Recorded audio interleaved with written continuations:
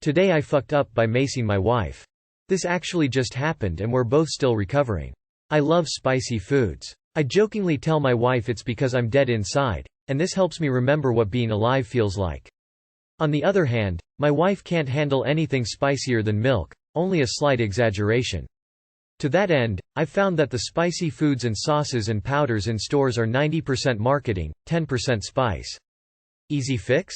Grow my own ghost peppers. I've been doing it for years now and it's a hobby I enjoy a good deal.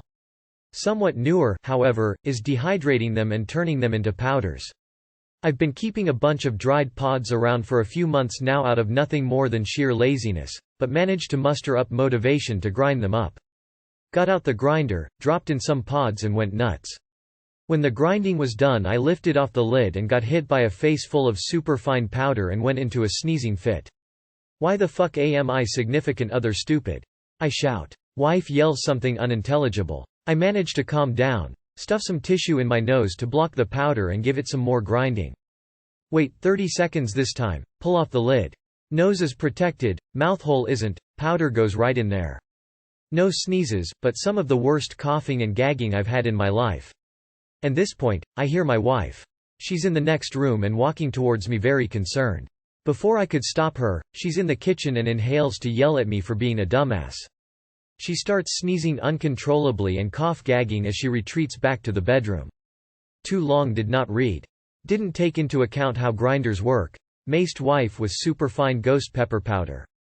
That is a very unfortunate series of events. Did something sort of similar years ago. We were making chili in the slow cooker.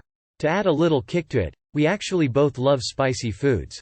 I put a few peppers, I think just chipotle, adobo and habanero, in the food processor and then mix them into the chili, then let it stew for a while. I honestly didn't think it was a lot. Well, about 2 hours later, she comes to do her taste test. She's in charge when it comes to tweaks and seasoning. She takes the lid off and starts screaming, then her eyes are watering and snot is streaming out of her nose.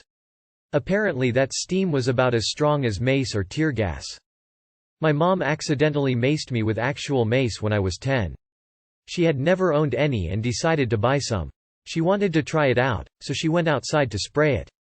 I walked around the corner at the exact moment she sprayed and she got me right in the face. One of the worst experiences of my life. She still feels so bad about it. OMG, you poor thing. Did you at least have the sense to wear something to protect your eyes? I make my own blueberry maple habanero sauce, and when I do I have to make sure all the windows are open and the family isn't home. The first time was not pleasant for everyone involved. Lol. Jesus, this reminds me of when my friend's dad would make what he called chicken from hell, which was basically baked chicken covered in hot sauce and cayenne. He would just put cayenne over the top and put it in the oven. The burning pepper in the oven would make the entire house into a pepper bomb. Burning eyes, sneezing, etc., but nevertheless he would still make it and eat it like it was normal. Crazy shit. Always grind or blend outside. We learned that the hard way as well. Oops. Lol. Today I fucked up by eating too much raw broccoli. A few days ago I made a bet with my roommate. We do this more often when we are bored. Looking through the brochures, he saw that broccoli was on sale. Then he came up with the idea of challenging me to eat 5 kilos of broccoli in 6 hours and keep it inside, of course. If I win, he would clean the apartment for a month. If I lose, then I have to. I didn't think what a lot 10 pounds of broccoli was. Although I haven't agreed yet, he ran straight to the nearest grocery store and came home with a whole box of broccoli. I was terrified at the sight of the whole box, but my ego stopped me from rejecting the bet. I figured I'd just put the veggies in the blender with water and then drink. So I took about 2 plants, put them in about a liter of water and put them in the blender. 5 kilograms equaled about 14 broccoli plants, about 350 grams per plant. Long story short, I managed the 5 kilograms in about 5 hours and 20 minutes. Long story short, I managed the 5 kilograms in about 5 hours and 20 minutes. After I had done all that, I was just extremely full from the large amount of liquid. But I felt quite well. But after a few hours my stomach was rumbling and I felt pressure increase inside me. I tried to relieve myself at the bathroom, which unfortunately didn't work. Over the next few hours, my belly grew to a size comparable to that of a 9-month pregnant woman or a guy that swallowed a whole 10 kilograms watermelon SRSLY. And I'm usually a slim guy. My roommate thought it was incredibly funny and took photos of my abdomen to document it. I tried to stay calm. Held my stomach and hoped I didn't burst until about 2 hours later I was able to release the first poop. I shitted for almost half-hour non-stop and I could feel how my whole abdomen was shrinking like a deflating balloon. At the end the bathroom stinks like someone had blown up a sulfur stink bomb. At least I won the bet. My roommate had to clean all the mess and I was sick for another day from diarrhea. Too long did not read. I ate 5 kilos of raw broccoli due to a bet and got the worst bloating and diarrhea. Yeah, but you won. Broccoli is a gaseous vegetable. Eating that much I can't even imagine the pain your digestive system went through. It ain't easy being green. Need your belly photo lol. Well, you found a new way to cure constipation for sure. Should be good on iron lol. Man, I eat a cup of broccoli and I fart like tractor for 3 days. It's a known fact that the IQ of the male species goes down logarithmically by the number of them in the group.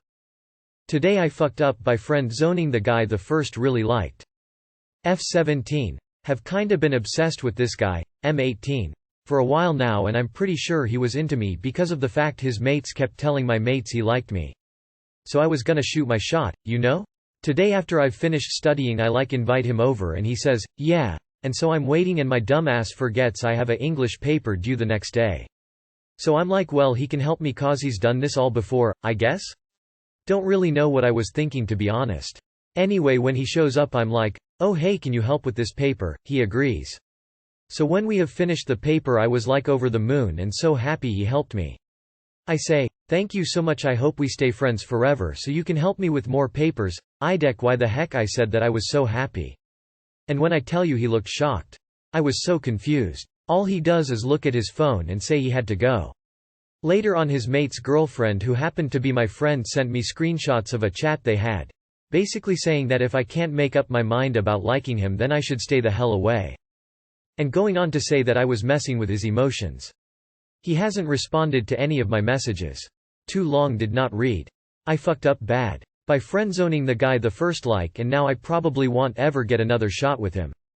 Sometimes I lament my lost youth. Then I read stuff like this and realize I don't miss being a teenager at all. Just ask him out on a date. Unambiguously, preferably using some variation of the words, let's go on a date. Stop overcomplicating things, life can be simple if you let it. Be honest. He probably feels a bit let down, like maybe he misinterpreted your feelings for him, and now feels like you solely used him for a paper. I've been in similar situations again, just be honest. Say you were nervous because you like him and your words came out wrong. You will both laugh, then talk about your feelings, and see where it goes. You'll both walk away from the conversation feeling better, with everything out in the open. This is an extremely dumb misunderstanding.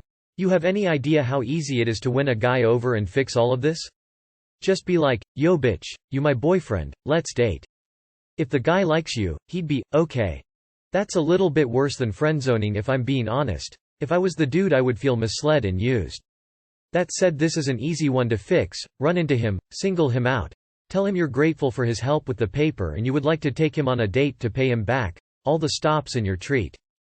In his eyes that's more using him to get good grades rather than friend zoning. Just accidentally on purpose bump into him and explain everything. It'll be fine. Since everyone has already told you what you should do, I'm going to give you another advice. You mentioned his friends know he likes you, and they're GF. So maybe confide in them and get them to help you set up a date. Also just because of the mixed messages thing. Lol. This is certainly just dumb teen shit. Here, let me craft a text for you. Sorry, I didn't mean it like that. I like you as more than a friend, but I was nervous and said the wrong thing because I wasn't thinking clearly. Can I make it up to you? Suggest a thing to do here that you both like, then leave it alone if he's not into you and move on. Ball is in your court. First off, I don't think anyone should ever be obsessed with anyone, but, my opinion aside. Next time you see him or talk to him, ask him on a date to make up for helping you with the paper. On the date you can explain the situation. This is beneficial to you because it establishes that you are into him and it will also give you a chance to explain what happened. I recommend an actual date, dinner, coffee, walk around town, etc. Don't just invite him over to yours or it may give him mixed messages about it only being physical. You're still young, I'm sure you're beautiful, and you have your whole life ahead of you. If it doesn't work with this guy, there are over 3 billion eligible people in the world just waiting to meet you.